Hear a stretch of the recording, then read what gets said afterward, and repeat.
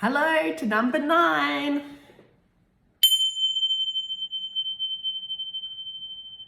Today I pulled another tarot card and we got the Devil. Woo! The Devil, which is really funny because we're starting with Kramer. The irony of that, I just love it. So this guy is named after Kramer, who wrote The Witch's Hammer. There's some sort of weird, I don't know if you can see that. I hope not. I think it's trying to, I don't know if you can see that or not. I'm just going to do it up there. Yeah, anyway. So let's start. We're in London, darling, London. So this is with Kramer. This is a new character coming in here. Graciously accepting his new assignment, he simply nodded and left the room. Their glares warmed not only his back, but his ego as he strutted out through the door. Written instructions were to be picked up at the office on his way out. Reading the print, he was amazed at how much the Crone monarchy were willing to pay him. He looked up from the paper, winking at the secretary, who shyly looked away. Instructions: he was to fly to Australia by broomstick, so there would be no trace of him in the country. There, he was to spy on a group of ancient witches for any evidence that they were conspiring against the Crone monarchy. If he found any evidence, he was to kill them, leave no trace, and bring back their heads. Startling the secretary with laughter, he imagined himself as Santa Claus carrying witches' heads instead of toys within a large blood-stained sack. The secretary asked him to leave the office. Meeting many Australians on his travels throughout Europe, he had always wanted to visit Australia, and now he was being paid to do so. His only annoyance was that he was leaving one winter to enter another, one hemisphere for another, but it would feel great to be back on a broomstick with fresh air on his face. Plus, he may have the opportunity to kill again. He was a witch hunter, paid by the witches to do it. Witches were clever like that, so much so they capitalised on it. Traditionally, witches were only in Europe, but they were being born all over the world now. It was a disgrace. Witch convicts, he laughed as he left the building. Witches were merely shells of their former glory, trapped within their own self-importance. They were arrogant to the point of foolishness. In a large white envelope were the names, addresses, and photographs of the witches he was to survey. Flipping through the photographs, he froze for a moment before running his thumb over Pagan's face. He recognised her name. As a powerful ancient witch, she might sense she was being watched. He would need to be incredibly careful. These witches were famous for being extremely cruel and loyal to each other. No wonder Aggie was keen to have them studied. These witches would be a serious threat to her non-ancient regime. Pagan may prove difficult to kill, but he suspected it would be fun trying. He smirked. They all have to sleep sometimes. Lifting his arms high above his head, the envelope dangling above his eyes, a surge of excitement lifted his spirits. He was keen to go home and pack. Anana, Chapter 6. The house was silent except for the occasional rustling of possums outside the bedroom window, and it was still dark outside. Inanna had slept the entire night, but now lay awake looking at the bedroom ceiling. Moving across the bed, she found comfort against Mark's body. Cuddling up to him, she instantly felt sleepy again, but she resisted staring at Mark. Snoring slightly, he was still in a deep slumber. Listening to the gurgling of his snore, she tried to envisage a life without him, a life without the safety of his touch, his kind words, and the compassion in his eyes. His friendship would be hard to replace by another. She wished she could stop time and stay with him forever. He was a handsome man. His healthy lifestyle and easygoing exterior helped him to age gracefully. His nicely shaped bald head highlighted his greying goatee, a brittle cluster of hair that warmed his chin while also tickling his chin when they kissed. The goatee suited him, as did his bald head. Her gangster was missing his machine gun and violent disposition. Mark's presence was always felt though when he entered a room. He was a man who in stillness conquered sound, and due to his education and rigorous travel expeditions, his ability to add value to most conversations left him well liked. Childless, he had welcomed an 8-year-old Morgana into his life as his own, and they fought and loved as if he had produced the seed from her creation. Inanna met him at a superannuation party. Giggling often about their unromantic introduction, it was perhaps the most romantic moment of her life. Every life. Both reaching for the same pen, her fingertip had brushed the top of her hand, and a wave of exultation reached through her body. Embarrassed, she had walked away. He had promptly sat next to her at the table, and after several days of investigation had found her name, relationship status, and phone number. Dating for 2 years, they had made the bold move of living together. It had been the right decision. They soon discovered that they were not only great lovers, but also best friends, and the superannuation was also in bulk. Inanna looked at the alarm clock. It was time to rise and prepare for the day. She was looking forward to their family day. It would start with an Easter hunt, Atlantic salmon and Greek salad for lunch, followed by a bottle of sparkling red wine, and to finish off their day, a walk to the beach, weather permitting of course, or a game of chess. Inanna slipped out of bed and entered the ensuite. Turning the taps to the spa on, she poured a small quantity of rose aromatherapy oil into the steaming water. It quickly bubbled. Slipping her nightie off and loosely tying her hair in a bun, she submerged her body into the spa, welcoming the warmth. Once the water covered her breast, she pressed the on button. The pressure from the vents instantly released tension from her back, and she relaxed into the warmth and solitude of the water. Life had never been so good. We're moving on to Emily. Relighting 7 already half-burned green candles, Emily knelt in front of the wooden circular altar which faced north to symbolize stability and focus. Her knees and hips ached.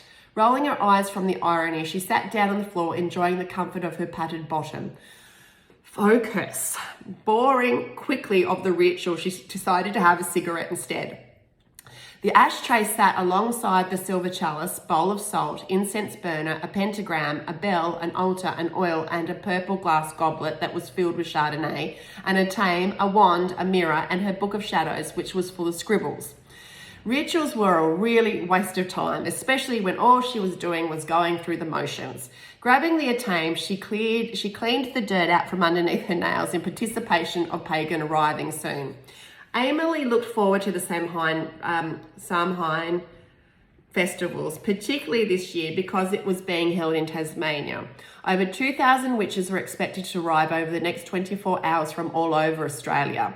The other bonus was maidens were not allowed to go to the festival. No pretentious children to get under their feet. Her cold personality could not deny her excitement that both her sisters, Peony and Roberta, were joining her this year.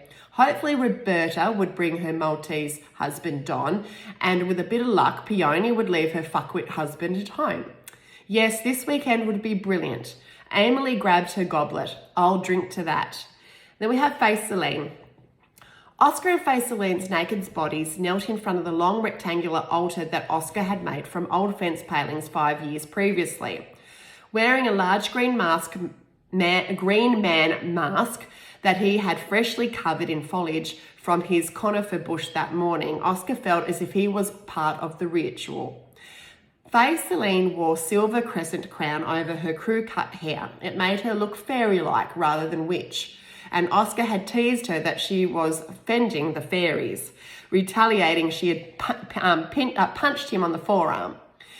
They lit 14 candles and the incense stick. The smoke floated straight into the air, causing a sealing cloud above them.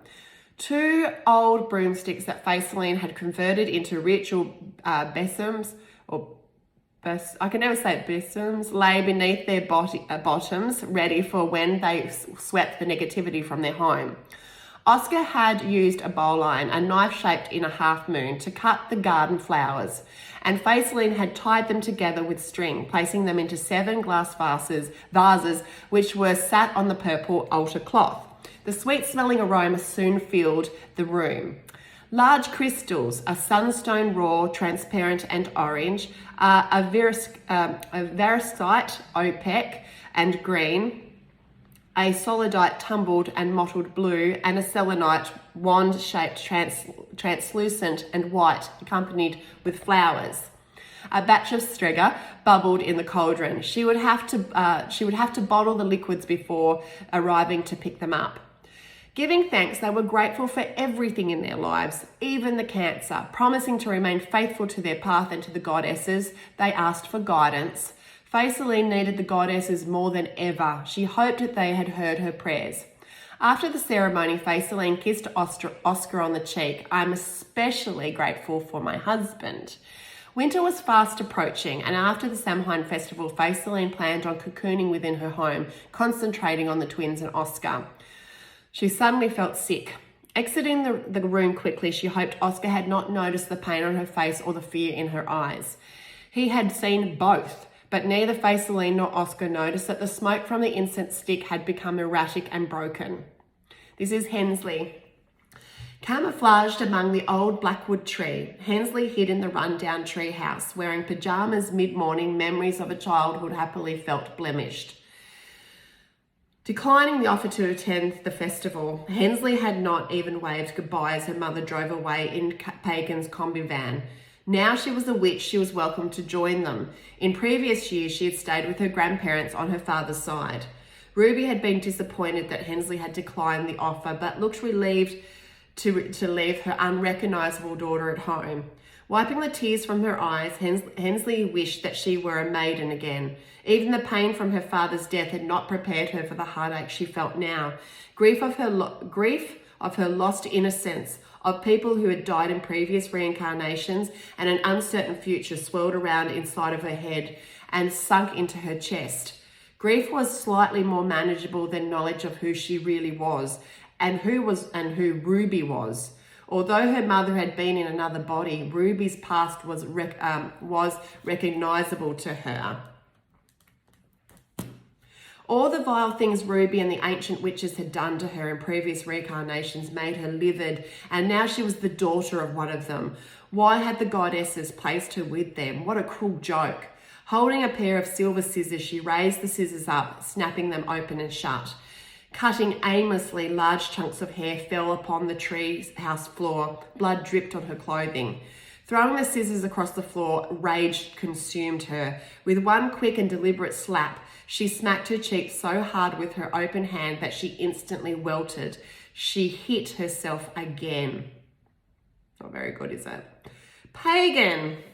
We're off to the festival. Pale blue, Pagan had named the combi Bluebell. The 1960s interior was furnished with jungle print curtains and a second-hand kitchen sink, set into a dark green cabinet which separated the driver's seat to the back section. 2 couch seats that flipped back to become a double bed made travelling stressful for Pagan, while comfortably seating 6 friends. Stress-free for Pagan. The combi hosted Emily, Faisaline, Oscar and Ruby in the whirlwind of laughter and competing conversations. Stories were being embellished as the volume amplified. Emily, who sat in the front passenger seat, could barely hear Pagan's mobile phone ring, but managed to pull it out of Pagan's handbag before it rang out. She handed it to her, who, while still driving, answered it. So I'm just going to write that down, 2227. Hello, it was Demeter. Handing the mobile phone back to Emily, Pagan switched the mobile phone to loudspeaker. Mum, Deity's changing the clouds into animal shapes again, and Dad told her to stop, but she won't. Pagan glanced out of the window at the cloudy blue mountains. A large rabbit formation grabbed her attention. Tell Deity that if she doesn't do what Daddy tells her, I will ban her from jazz ballet for a whole month. Ooh. Demeter repeated what Pagan had said to Deity, adding the always threatening Mum said. As the phone call ended, they erupted into fits of laughter that hurt their stomach muscles and drowned their cheeks with tears. Reaching into the glove box to pull out a tissue to wipe her eyes, Emily found a hidden plastic bag under some papers. Opening the bag, she found freshly made cannabis joints. Eager to feel uninhabited again, Emily lit one and passed it on to Pagan, who took a large drag and then passed it on to Oscar.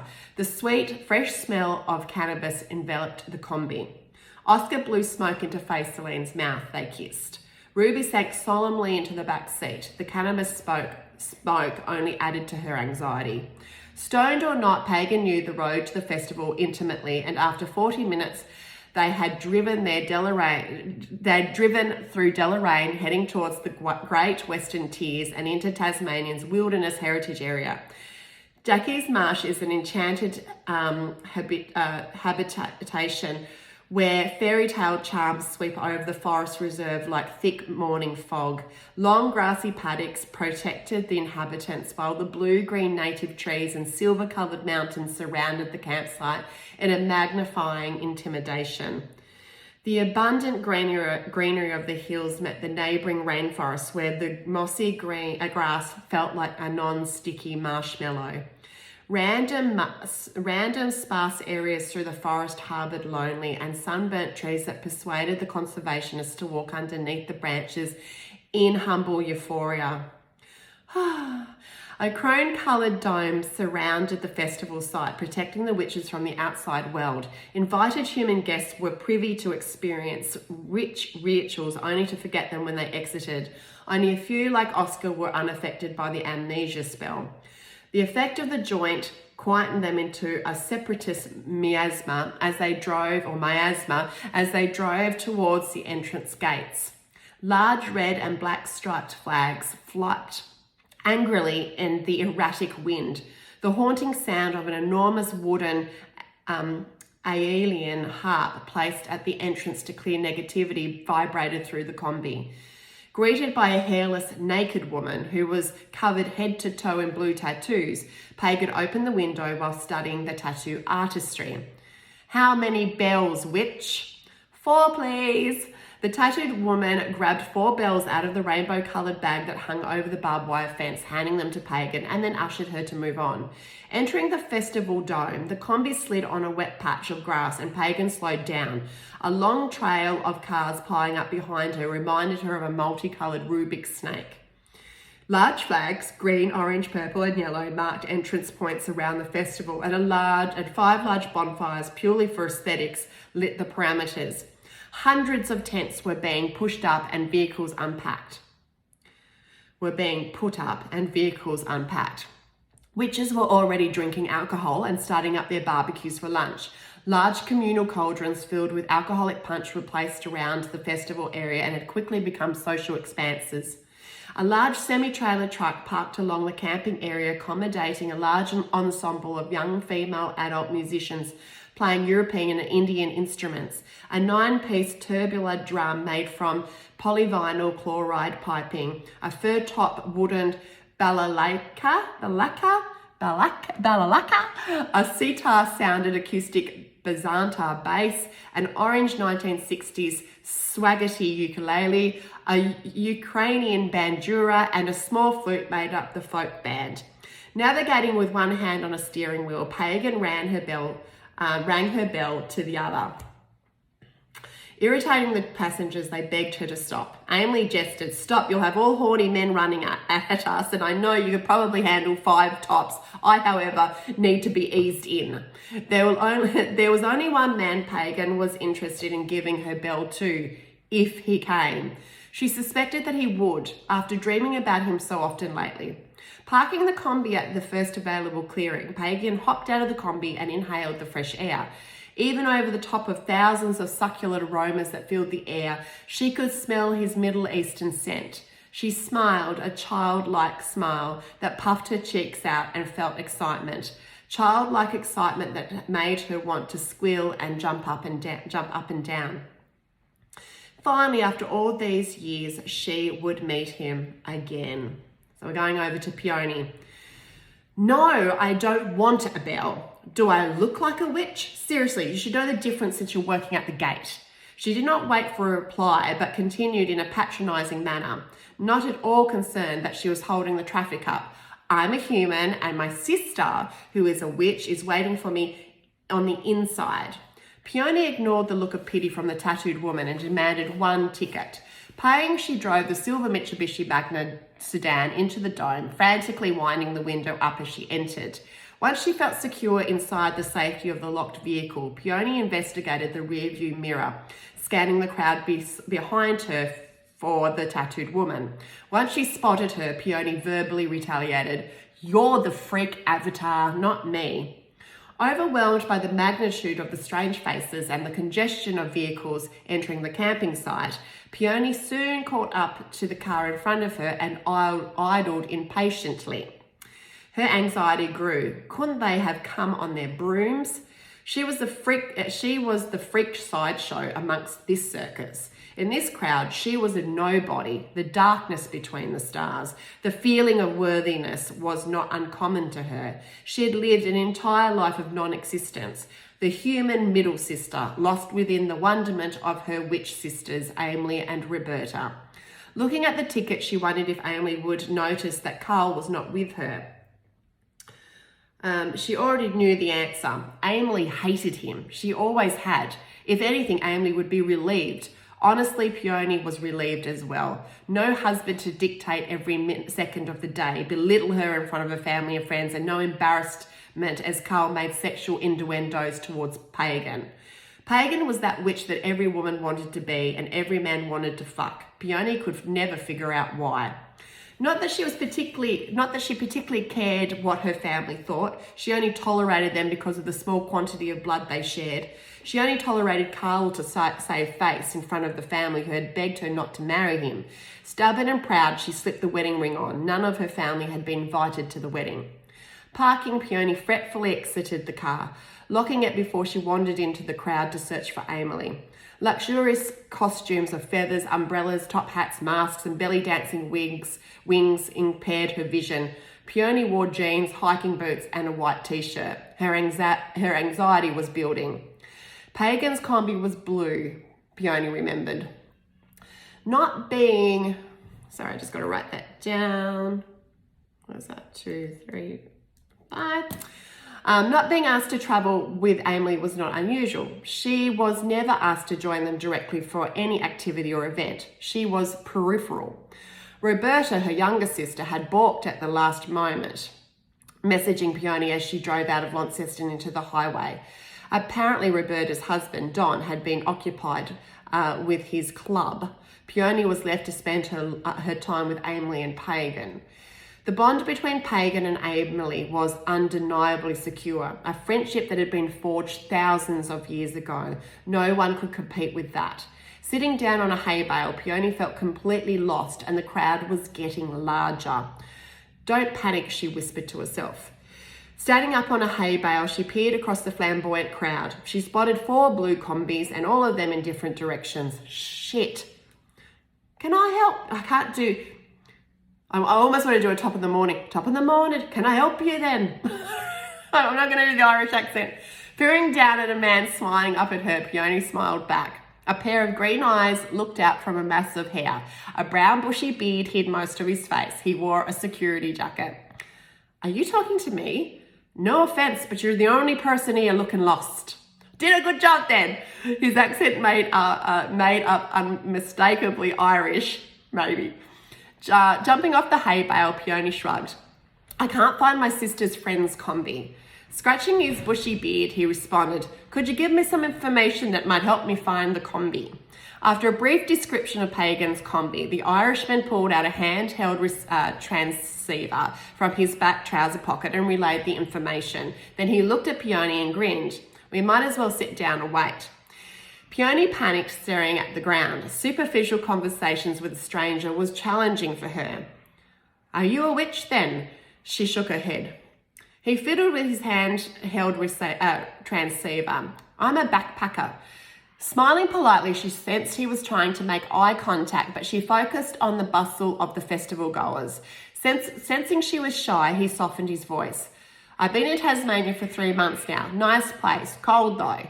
Peony laughed, turning to finally look back at him as she stared at his nose instead of his eyes. "Is that why you grew the beard?" He nodded. "It suits me. I think I'll keep it." Peony found herself touching his bristled beard, tangling her fingers around one of his curls. She tugged on it and laughed. "Oops." Static from the handheld transceiver ruined their moment. Pressing the red side button, he listened. Assuring Peony by patting her leg, the Irishman spoke. It seems your sister is east of us. How about I walk you to your sister, and if you give me your car keys and when I come back, give me a car, and when I come back across, I'll come across with your car. I can drive it over to you. I ruined that sentence, didn't I? Peony agreed, and as he grabbed her hand, Peony felt a rush surge through her body. What's your name? Peony asked. He may be the only friend she made over the festive weekend. He squeezed her hand. Liam, yours? Peony hesitated. Hardly anyone had ever cared to ask her name before. Peony. He nodded enthusiastically. Like a rose, it suits you. So we're going to finish it there. Sorry that I can't do the Irish. I've got a lazy tongue. So it makes it really hard for me to get my mouth around stuff. So I'm just flicking back to where we started. I always read more than I realise, which is exceptional. So I'm just going to flick through to see if there's anything that I wouldn't mind. Now, I have to laugh, Inanna was Aphrodite. The most beautiful, we know Aphrodite is the most beautiful goddess ever to be created. And then she's turned into this female insurance broker, or where she's just, it's all about money and finding the right person to be with. It's not about being adored by every man she walks past. She's probably, in the beginning of this book, had the biggest transformation of all. She's really worked on herself since the betrayal to her sister, who is now her sister Pagan. So she's really, Inanna's done the work. She's really, really worked on herself, and she's got this beautiful home now. She's got a beautiful man that she's in love with. Her relationship with her daughter's a bit, how are you going? But otherwise, she's not so much, she's not fascinated with how she looks anymore. She's fascinated about how she lives, which is more important. And then we've got Amelie. Amelie is, she's the brat, isn't she? She's like, you know what, this is fun, I'll just drink wine, smoke the smokes, whatever happens, happens. There's a real, you can't control Amelie. Amelie is almost, she is absolutely the rebel, but loyal in the same token. And she doesn't like children. And we're not allowed to say that, are we? We're not allowed to say I don't like children. Honestly, if someone said to me that for the rest of my life I had to work in a kindergarten, I'd probably not ever go back to work. I like children, but I don't want to hang with them. It's like from a distance, children from a distance, except when they're my grandkids, and then I will love them to bits. Celine, they do everything as a partnership, and Oscar loves it. He just throws himself into witchcraft. He's just anything to be with his wife, and she loves him so much too. Hensley's not coping. She's sitting up in this, up in her tree house, which is so she's gone to where she'd be comfortable as a child, and the realization that she's now been placed with the enemy. Imagine waking up in your next life and everyone that had done bad to you was now your immediate family. And the reason I did that is because there's this belief system that I read in some books, that we have soul partners, soul families, and we come together each lifetime and we sort and having our own little dramas and sorting each other out, and we expect each other. But then a lot of people come to me and I can tell that they've been placed in the wrong family.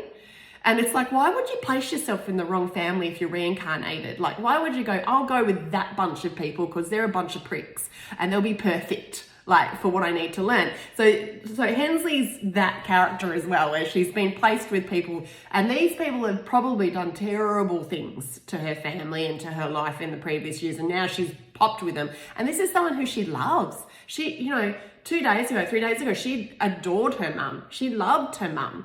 And now she hates her mum. So it's you can imagine the turmoil that's going on. And all she's doing now is internalizing the agony. Because I worked in disability for maybe 4 years. And I worked with teenage girls, particularly, who were self-harming.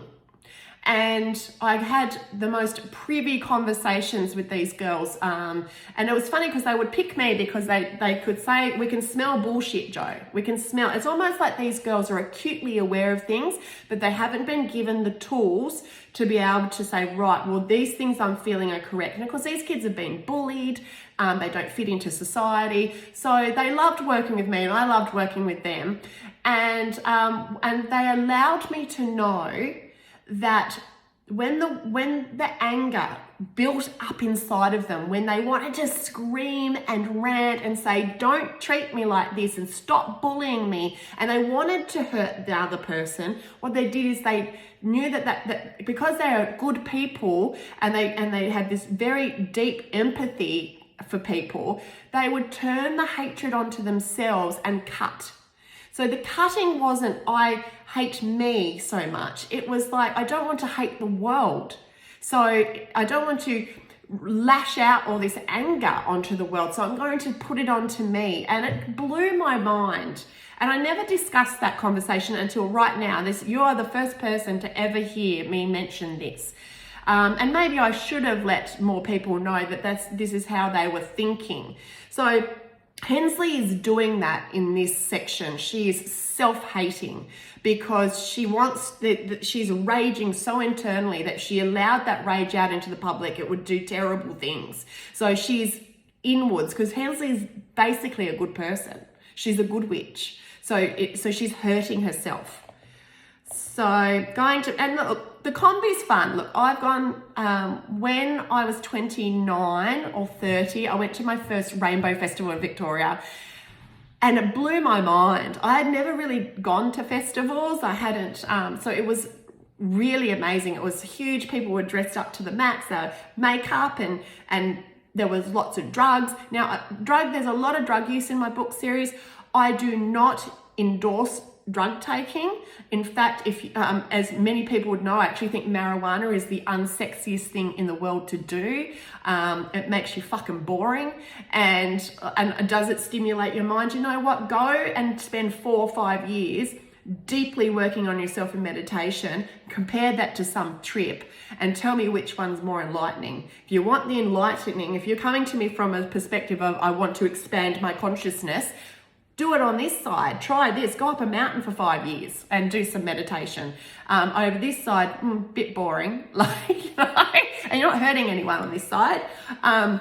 So I don't endorse it, but we're talking about it because that's what part of this book needs to be. It needs to be part of all those things we don't talk about. And drug taking is one of them. So you can see, Pagan's very happy when she's being the party girl. And I know I was a party girl for a long time. No one could party like I partied. Like I'd walk into a room ready to bring it up that second notch. And so Pagan, very much is me in this space. She's got the combi. I traveled to the Rainbow Festival in my friend's blue combi.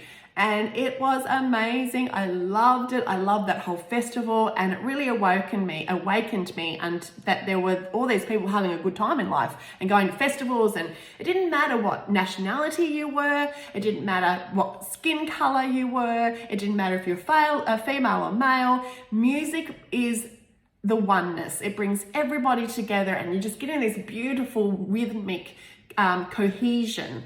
And everyone comes together and you love and you share. And this is why these festivals, encourage like-minded people to go to them, because it's love that comes from this music space. So I can ramble on, but we go to, I talk about Jackie's Marsh.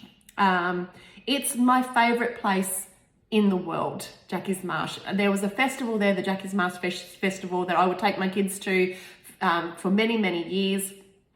It was a beautiful small festival, 300 to 1,000 people. We all looked like raging hippies. People would bath naked in the rivers. You could let your kids run around bare feet. Yes, there were tiger snakes. Yes, there were snakes everywhere. And there were lots of people. There were people doing drugs, but it just seemed safe. No one was violent. There wasn't drinking and aggression and there was no bogans there. It was everyone was there with their families. It was a loving spot, and we had a family, a Jackie's Marsh family, which came from the Rainbow family.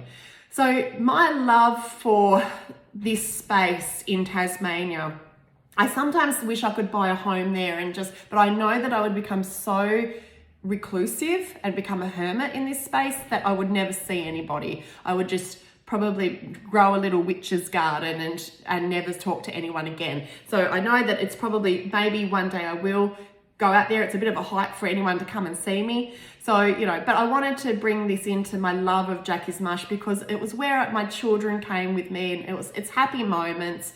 And it is just the most magnificent, beautiful area. When I die, I want my ashes to be sprinkled under a certain tree which is on the art trail. And that's where I want to lay to rest. You know, I want my ashes to lay to rest there. So just, as you can see, it's extremely sentimental to me. So a lot of the stuff going on at the festival is things that I've experienced firsthand. And now we've discovered Peony is not a witch, that she's the middle sister, not only the middle sister, but she's the non-witchy sister of the three girls. And so that you can see that she's a little bit resentful from that, but she's trying to do witchy things, but she really hates it. Like, Peony doesn't really know who she even is. And she's frustrating to me as a character because she almost encourages people to treat her like shit and then to give her something to complain about. Like, you know, she's manifesting it. It's like, oh, woe is me, and everyone, I'm not a witch, and I'm the middle sister, and then people treat her like that energy level, and then she's like, oh, treat me badly. Like, she's infuriating. She's absolutely infuriating. So I'm just quickly having a look to see, the Irishman. Niall. I met Niall when I worked in the music industry. And he came in one late afternoon. He'd been to the Irish pub. He was asking for an Irish whiskey, and Molly Malone's in Devonport wouldn't make it for him. This is the story. So anyway, he'd drunk, some whiskey, and he'd come in to get some strings for his guitar. And this is when I met him. So his real name is Niall, and he is the character for Liam. And so I'm explaining, you know, the beard, and he was this gorgeous Irishman. And I honestly, when he walked in, I just went, oh, who's this hot guy? So anyway, I met him basically the week before he left Tasmania, because he was a backpacker. And we never got to have that moment. It wasn't until he left that we kind of went, that was a missed opportunity. Now, was it a missed opportunity? I don't know. But we're still friends years later. We're still on Facebook together, and we still have a laugh about it. And it would be lovely to have seen where that might have went. But, you know, time. So I wrote this, and I was like, no, you have to read the book because you're Liam in it. And so I get to almost play out my little fantasy for a split second about what could have happened with my Irishman. So, you know, it's fun to write about him in this. And then of course I give it to like cranky old Peony, like, who's terrified in so many ways. Leave it there, and I'll see you in the next one. Bye.